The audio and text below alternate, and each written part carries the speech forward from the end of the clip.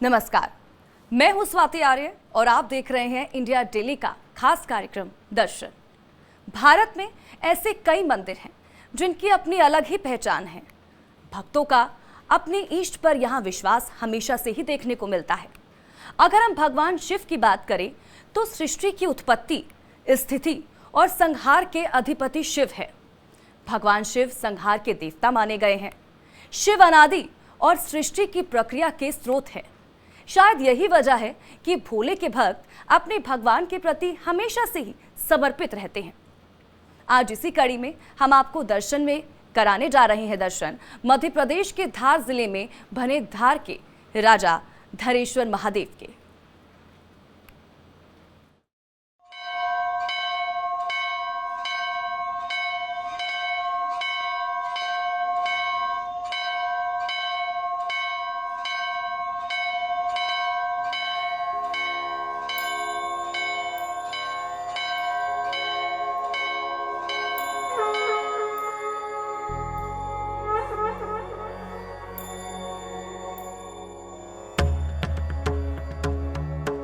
देवों के देव महादेव अनंत और अपार है भगवान शिव की महिमा।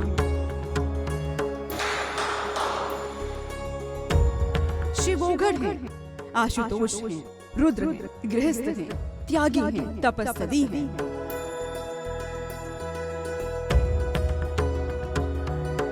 कहा जाता है कि देवों के देव महादेव की पूजा अर्चना सादगी के साथ भी करते हैं तो महादेव उसमें भी प्रसन्न हो जाते हैं। और अगर प्रतिदिन भोले बाबा की आराधना की जाए तो भक्त की हर मनोकामना को भोलेनाथ पूर्ण करते हैं। मध्य प्रदेश के धार जिले में बने धरेश्वर महादेव को लेकर भक्तों की यही आस्था नजर आती है। धरेश्वर महादेव को धार के राजा के नाम से भी जाना जाता है। यह मंदिर परमार वंश के समय पर बना था। राजा भोज ने इस मंदिर का निर्माण कराया था। खास बात यह है कि मंदिर में भगवान भोलेनाथ का शिवलिंग काले रंग का है जो अष्टदल कमल पर स्थापित है। मंदिर की अपनी अलग ही महिमा है। तो चलिए आपको भी करवाते हैं धरेश्वर महादेव के दर्शन। नमस्कार दर्शकों, मैं हूं जितेंद्र शर्मा और आप देख रहे हैं इंडिया डेली लाइव का खास कार्यक्रम दर्शन, जिसके माध्यम से हम आपको देश के अलग अलग मंदिरों के दर्शन कराते हैं। इसी क्रम में मैं आज आपको कराने वाला हूं मध्य प्रदेश के धार जिले में बने धार के राजा धारेश्वर महादेव मंदिर के दर्शन। कहा जाता है कि इस मंदिर का इतिहास काफी पुराना है और यहाँ आने वाले हर भक्त की मनोकामना भगवान भोलेनाथ अवश्य पूरी करते हैं। तो चलिए हम भी चलते हैं मंदिर के अंदर और करते हैं धारेश्वर महादेव के दर्शन। मंदिर परिसर के प्रांगण में सबसे पहले आपको धरेश्वर महादेव को चढ़ाने के लिए नजर आएंगी पुष्पमाला और प्रसाद की दुकान। इन दुकानों के संचालकों का भी कहना है कि धरेश्वर महादेव की कृपा से ही उनकी यह छोटी सी दुकान चलती है और घर का गुजारा निकल जाता है। धारेश्वर मंदिर में जाने से पहले आपको जो फूल प्रसाद की दुकान है वो नजर आएंगे। यहाँ पर आप देख सकते हैं कि भगवान भोलेनाथ को जो अर्पित किए जाते हैं, खासतौर पे माला की अगर हम बात करें, उनका सबसे प्रिय बेलपत्र वो भी यहाँ पर मौजूद है। और बेलपत्र के अलावा भगवान भोलेनाथ को चूँकि धतूरा भी अर्पित किया जाता है, तो यहाँ पर आप देख सकते हैं कि पूरी जो प्रसाद की दुकान है वो यहाँ पर मौजूद है। नारियल है, अगरबत्ती है। भगवान भोलेनाथ के जब मंदिर में जाते हैं लोग, धारेश्वर महादेव के मंदिर में जाते हैं, तो क्या क्या प्रसाद लेके जाते हैं? सब कोई नारियल ले जाता है, कोई चुरंजी, अगरबत्ती है, प्रसाद है, सब ले जाते हैं जैसे श्रद्धा के ऊपर है उनके। अच्छा, यहाँ प्रतिदिन लोग आते हैं या फिर ऐसे कुछ विशेष दिन होते हैं? नहीं, प्रतिदिन आते हैं। हाँ, हमेशा आते हैं। जो नेम वाला जो आरती होती है सुबह 9 बजे, तो हमेशा आते हैं प्रतिदिन। अच्छा, भगवान की कृपा से आपका व्यवसाय भी अच्छा चल जाता है? हाँ, चलते बाबा की कृपा से है। देखो इनका ही आश्रय बैठे हम, तो बाबा की कृपा है। मंदिर में आप प्रवेश करेंगे तो आपको भगवान धरेश्वर महादेव का भव्य मंदिर नजर आएगा। इसके साथ ही यहाँ पर पार्क और बच्चों के खेलने के लिए झूले भी बने हुए हैं। इस समय मैं मंदिर प्रांगण के अंदर मौजूद हूँ और मंदिर की अगर हम बात करें तो वाकई में जो मंदिर है वो देखने में अपने आप में ही काफी खूबसूरत लग रहा है। और देख सकते हैं कि किस तरह से जो मंदिर है वो बना हुआ है। मंदिर के ऊपर आप शिखर को भी देख सकते हैं कि जो शिखर है वो बनाया गया है और आगे की ओर 2 गुंबद भी और लगे हुए हैं। पूरे जो शिखर हैं, ये जो शिखर हैं जो आपको नजर आएंगे और काफी अच्छे तरीके से जो मंदिर को डेवलप है वो किया गया है।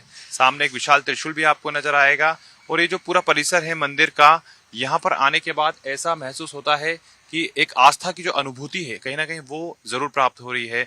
यहाँ पर आप देख सकते हैं कि जगह जगह पर जय धारनाथ महादेव लिखा हुआ है। एक छोटा सा गार्डन भी मुझे यहाँ पर नजर आ रहा है। बच्चों के लिए यहाँ पर झूले भी लगाए गए हैं कि अगर मंदिर में लोग आते हैं, क्योंकि कहा जाता है कि इस मंदिर में मेला भी लगता है। श्रावण मास में यहाँ पर लोगों की भीड़ लगती है। मंदिर परिसर परमार वंश की तर्ज पर बना है। मंदिर की शिलाएं भी परमार कालीन शैली की हैं। मंदिर को वर्तमान में और भी ज्यादा डेवलप कर दिया गया है, लेकिन जिस स्थान पर भोलेनाथ मौजूद हैं, वहाँ जो मंदिर बना हुआ है उसको देखकर आपको लगेगा कि मंदिर काफी प्राचीन है, क्योंकि यह मंदिर राजा भोज के समय का है। मंदिर में कबूतर भी श्रद्धालुओं को समय समय पर नजर आते हैं।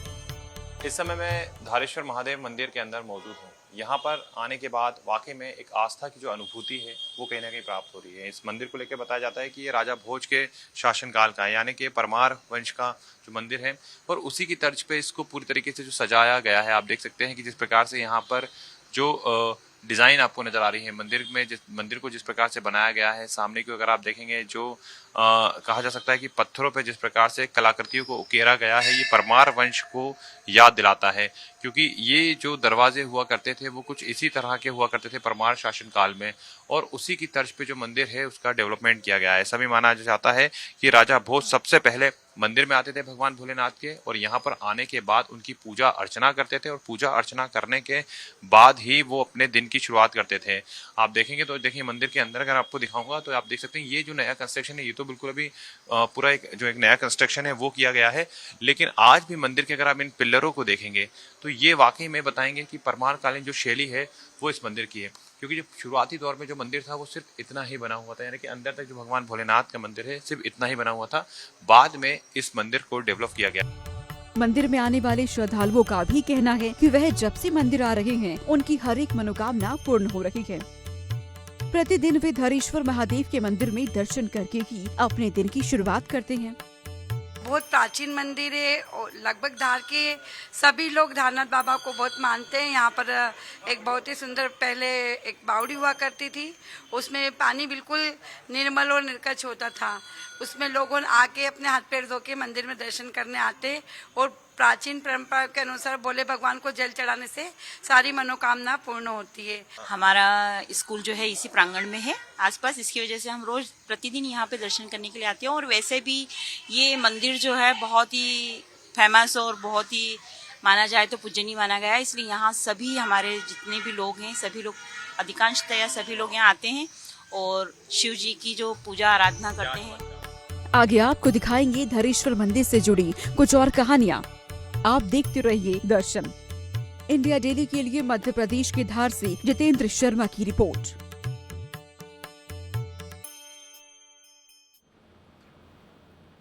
शिव का अर्थ कल्याणकारी माना जाता है और शिव के सबसे प्रिय है उनकी सवारी नंदी।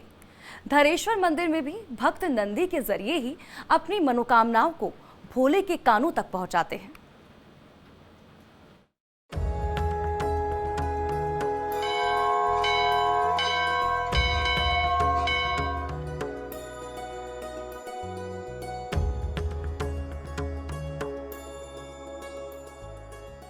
भोलेनाथ को सबसे प्रिय अगर कोई है तो वह है भोलेनाथ के नंदी महाराज। भोलेनाथ नंदी जी के बात को कभी नहीं टालते। कहा जाता है कि लोग अपने मन की मुराद नंदी महाराज के जरिए ही भोलेनाथ तक पहुंचाते हैं।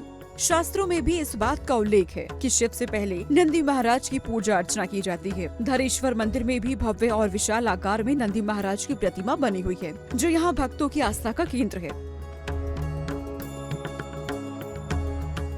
भगवान भोलेनाथ को सबसे प्रिय अगर कोई है तो वो है नंदी महाराज। शास्त्रों में भी कहा गया है कि भगवान भोलेनाथ की पूजा से पहले नंदी महाराज की जो पूजा है वो की जाती है। अगर हम धारेश्वर महादेव मंदिर की बात करें तो यहाँ पर भी आप देखेंगे कि नंदी महाराज की जो एक विशाल प्रतिमा है वो यहाँ पर आपको नज़र आएगी। ये काफ़ी अच्छे से जो ये मंदिर है इसको बनाया गया है, और यहाँ पर जो नंदी महाराज है आपको काफ़ी विशाल आकार में नज़र आएंगे। और वाकई में यहाँ पर देखने के बाद आपको लगेगा कि जो श्रद्धालु यहाँ पर आते हैं उनकी जो आस्था है वो कहीं ना कहीं भगवान भोलेनाथ और नंदी महाराज के प्रति है। पौराणिक कथाओं के अनुसार भी देवताओं और असुरों के बीच जब अमृत के लिए युद्ध हुआ था, उस समय दोनों पक्ष ने समुद्र मंथन कर अमृत पाने की कोशिश की थी। समुद्र मंथन के सबसे पहले कहा जाता है कि जो हलाहल विष निकला था उस विष को लेकर जब भगवान भोलेनाथ ने समस्त संसार के कल्याण के लिए विष का विषपान किया था, यानी कि उस विष को पी लिया था। और ऐसा भी कहा जाता है कि उस विष की जो कुछ बूंदें थी वो धरती पर गिर गई थी, और जब वो धरती पर गिरी थी तो नंदी महाराज ने अपने आराध्य को विष पीता हुआ देख अपनी जीभ से उस विष को चाट लिया था। और भगवान शिव इसी बात से प्रसन्न होकर भगवान शिव ने उन्हें अपने सबसे बड़े भक्त की उपाधि दी थी। और इतना ही नहीं, उन्होंने वरदान भी दिया था कि मेरे दर्शन से पहले नंदी के दर्शन जो तमाम लोग हैं वो करेंगे। ऐसा भी कहा जाता है कि भगवान राम के परम भक्त हनुमान जी हैं, उसी तरह भगवान शिव के परम भक्त नंदी महाराज हैं।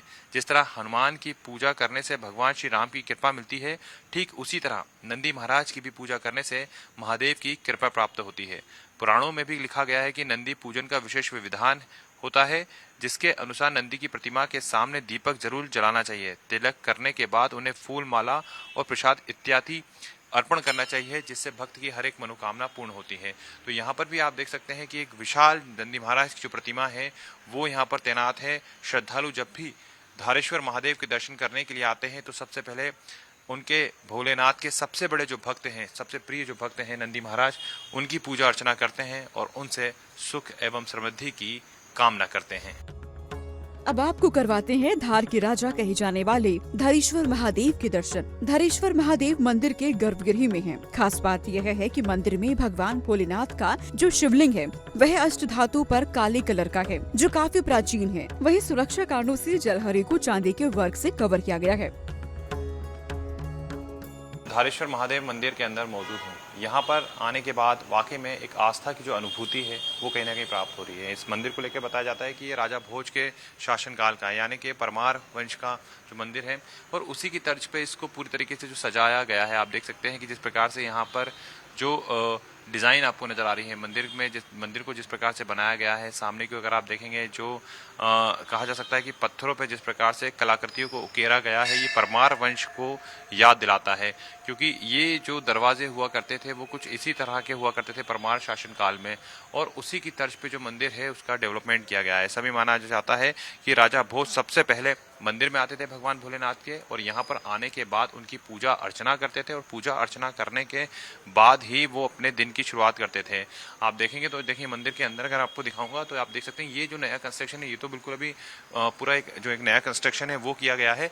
लेकिन आज भी मंदिर के अगर आप इन पिल्लरों को देखेंगे तो ये वाकई में बताएंगे कि परमार कालीन जो शैली है वो इस मंदिर की है, क्योंकि जब शुरुआती दौर में जो मंदिर था वो सिर्फ इतना ही बना हुआ था, यानी कि अंदर तक जो भगवान भोलेनाथ का मंदिर है सिर्फ इतना ही बना हुआ था।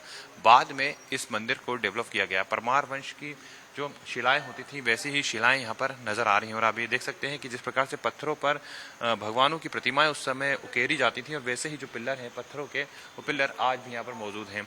और इनको देखकर वाकई में आपको ये फील होगा, नजर आएगा कि परमार शासनकाल में जिस प्रकार से मंदिरों का निर्माण कराया जाता था ठीक वैसे ही जो ये शिलाएं हैं ये यहाँ पर नजर आ रही हैं। कहा जाता है कि मंदिर जहाँ बीच में बना हुआ है और इस मंदिर के चारों तरफ पूरा धार जो शहर है वो बसा हुआ है, यानी कि पहले मंदिर का निर्माण है, उसके बाद चारों तरफ से जो धार है उसका निर्माण है। और ये देख सकते हैं जैसे कि मैंने आपको बताया था कि परमार कालीन जो पूरी शिलाएं हैं वैसा ही मंदिर नजर आ रहा है, क्योंकि बाकी समय के साथ साथ मंदिर का डेवलप किया गया, आगे बढ़ाया गया, लेकिन जो पुराना मंदिर है वो आपको पूरी तरीके से इतना ही नजर आएगा कि किस तरह से यहाँ पर मंदिर मौजूद है। कि कबूतर भी यहाँ पर, क्योंकि बताया जाता है कि कबूतरों का भी जो हमेशा यहाँ पर विचरण है वो होता रहता है। जैसा कि हम देखते हैं कि भगवान बाबा अमरनाथ के मंदिर में भी जो कबूतर हैं वो पाए जाते हैं। ऐसा बताते हैं कि यहाँ पर भी कबूतर आते हैं। और देख सकते हैं कि जो चट्टानें यहाँ पर हैं जो पूरे है वो ये याद दिलाता है कि जब शुरुआती दौर पे मंदिरों का निर्माण कराया जाता था तो उनका निर्माण पत्थरों की शिलाओं पर कुछ इस तरह से किया जाता था, जो कि अभी भी ये याद दिलाता है कि परमार शासनकाल के जो मंदिर थे वो अपने आप में आस्था का केंद्र थे। और यही वजह है कि यहाँ पर आने वाले तमाम जो श्रद्धालु हैं वो भगवान धारेश्वर महादेव की पूजा अर्चना करते हैं। इतना ही नहीं, कहा जाता है कि दिन की जो शुरुआत होती है वो बाबा के दर्शन से ही यहाँ पर होती है। श्रद्धालु पूरे विधि विधान के साथ बाबा भोलेनाथ की यहाँ पूजा अर्चना करते हैं। उनकी धारेश्वर महादेव के प्रति जो आस्था है वह उनकी भक्ति को देखकर पता चलती है। श्रद्धालुओं का ये भी कहना है कि वह जब भी भोलेनाथ की यहाँ पूजा अर्चना करते हैं उन्हें एक अलग ही शक्ति का आभास होता है। बहुत सारी आस्था है, पूरा धार संभालते हैं भगवान जी, तो बिल्कुल आस्था तो रहेगी और उनके बगैर अपन कुछ भी नहीं है। मैं तो जो भी भगवान के लिए मिल जाए, अगरबत्ती फुलबत्ती जल ही मिल जाए तो बहुत है मेरे लिए बस। और मैं तो डेली आती हूँ, पार्लर आती हूँ तो डेली भगवान को जल चढ़ाने आना पड़ता है। भोलेनाथ से तो बहुत आस्था है मुझे, हमारे लिए तो बहुत खास है भोलेनाथ। बताया जाता है कि धार की आधे से ज्यादा जनता प्रतिदिन धरेश्वर महादेव मंदिर पहुंचकर सबसे पहले भगवान भोलेनाथ की पूजा अर्चना करती है। उसके बाद अपने दिन की शुरुआत करती है। हम भी जब मंदिर में मौजूद थे तो हमने भी देखा कि लगातार श्रद्धालुओं का इस मंदिर में आना जाना लगा था। हाथों में जल, बेलपत्र, पुष्प लेकर भोलेनाथ की भक्ति में भक्त पूजा करते हुए मगन नजर आए।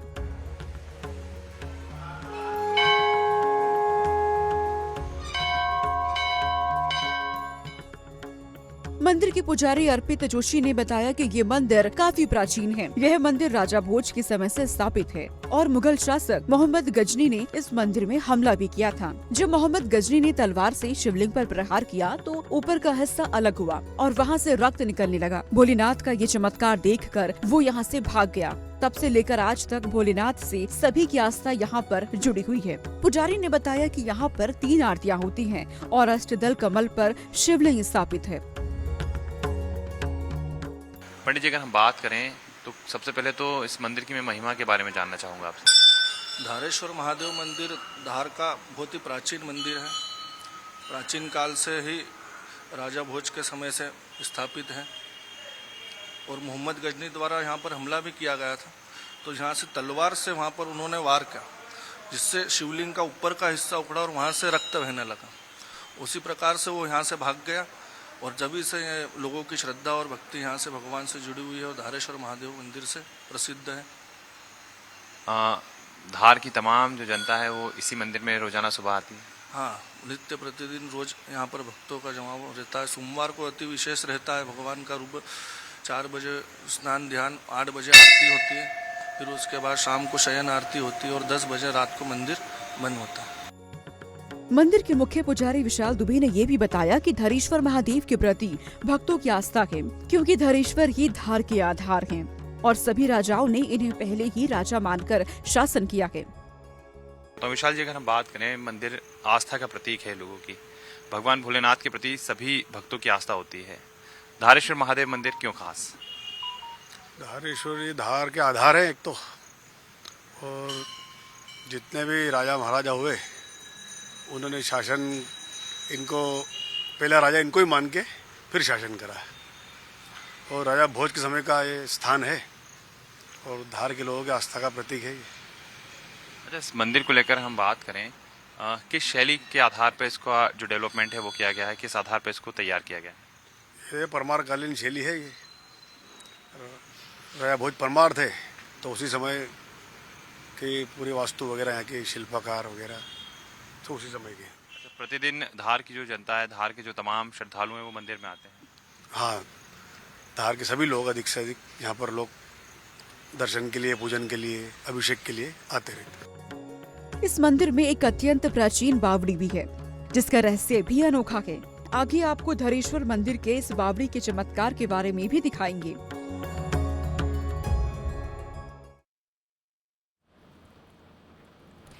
मध्य प्रदेश के धार में धरेश्वर महादेव का मंदिर बेहद ही प्राचीन है, जिसका इतिहास भी काफी रोचक है और यहाँ एक चमत्कारी बावड़ी भी है जिसमें भक्तों की गहरी आस्था है।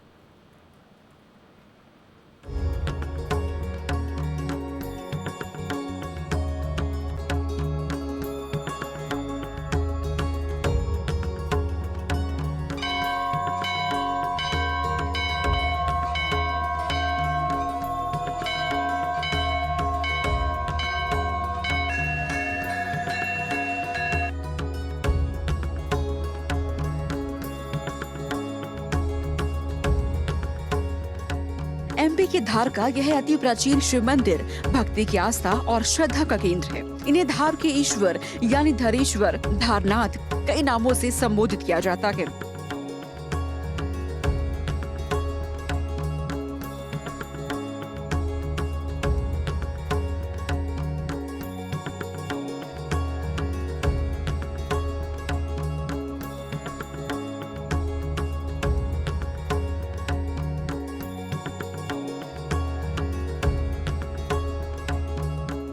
धरेश्वर महादेव परमार कालीन राजाओं के आराध्य देव रहे हैं। कहा जाता है कि यह मंदिर राजा भोज के काल का है। धरेश्वर मंदिर का हजारों सालों से ऐतिहासिक और पौराणिक महत्व रहा है। धरेश्वर महादेव धार के राजा कहलाते हैं।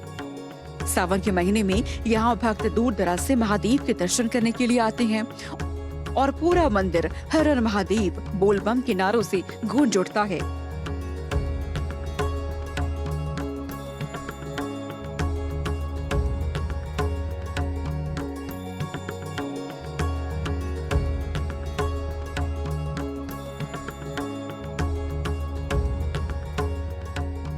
सावन महीने में भगवान धारनाथ प्रजा के हाल जानने नगर भ्रमण पर भव्य छबीने के रूप में निकलते हैं। यह परंपरा राजा भोज के समय से चली आ रही है। राजा भोज भी खुद इस पालकी यात्रा में पैदल चलते थे। यह मंदिर नगर के धरेश्वर मार्ग पर है। मंदिर में हमारी टीम ने भी भोलेनाथ की पूजा अर्चना की।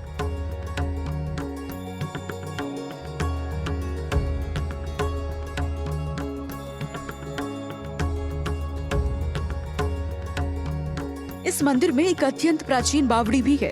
खास बात है कि बावड़ी में आज भी अपने आप ही पानी पहाड़ों से रिसता हुआ आता है, जो कभी खत्म नहीं होता। हम भी मंदिर के बावड़ी पर पहुंचे और यहाँ देखा कि किस तरह से प्राकृतिक तरीके से पानी रिसता रहता है।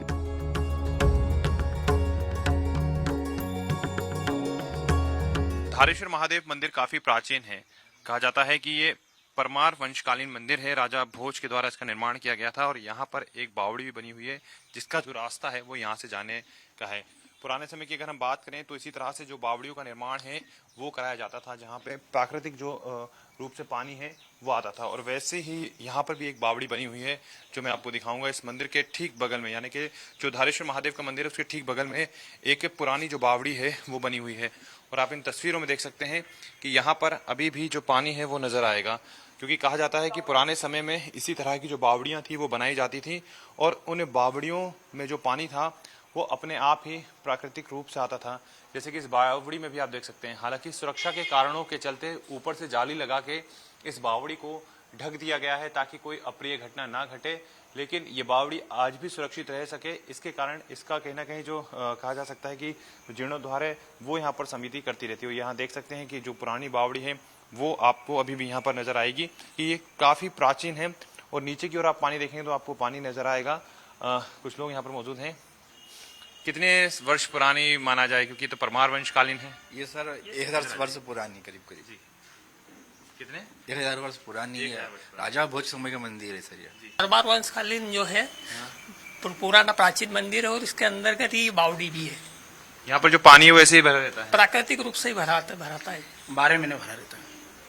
कहाँ से आता है पानी? ये जमीन के अंदर से आव से आता है, प्राकृतिक आव से। बिल्कुल, देखिए अब प्राकृतिक रूप से जो पानी है वो इस बावड़ी में इसी तरह से भरा रहता है। प्राचीन बावड़ी बनी हुई है। श्रद्धालु यहाँ पर आते हैं, भोलेनाथ की पूजा अर्चना करते हैं। पूजा अर्चना के साथ ही यहाँ पर ये जो बावड़ी है इसको भी निहारते हैं। हालांकि सुरक्षा कारणों से इसको बंद किया गया है और लेकिन कनेक्शन जरूर इस बावड़ी के पानी का ऊपर किया गया है ताकि श्रद्धालु को पानी आसानी से मिल सके और भोलेनाथ पे जल अर्पित कर सकें। धार के राजा कहे जाने वाले धरेश्वर महादेव की अपने ही अलग महत्वता है। यहाँ भक्त का हुजूम हमेशा लगा रहता है। श्रद्धालु दिन की शुरुआत बाबा के दर्शन से करते हैं। दर्शन में आज इतना ही। अगली बार फिर करवाएंगे आपको किसी अन्य मंदिर के दर्शन।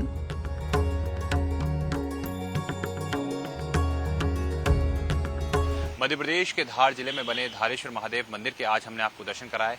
अगली बार फिर किसी अन्य मंदिर के आपको कराएंगे दर्शन और बताएंगे उस मंदिर की विशेषता। वीडियो जर्नलिस्ट विकी साहू के साथ Jitendra Sharma, India Daily Live, Dhar. तो मध्य प्रदेश के धार में स्थित धरेश्वर महादेव का मंदिर सिर्फ मध्य प्रदेश या फिर देश में ही नहीं बल्कि विदेशों में भी प्रसिद्ध है। और यही वजह है कि दूर दराज से भक्त यहाँ पर पहुँचते हैं और मान्यता है कि जो भी भक्तगण यहाँ पर पहुँचकर महादेव के चरणों में शीश नवाता है, महादेव उनकी सभी मनोकामनाएं पूर्ण करते हैं, उनके तमाम जो दुख हैं वो दूर करते हैं। तो हमारे इस खास कार्यक्रम दर्शन में फिलहाल इतना ही। आप देखते रहिए इंडिया टीवी। नमस्कार।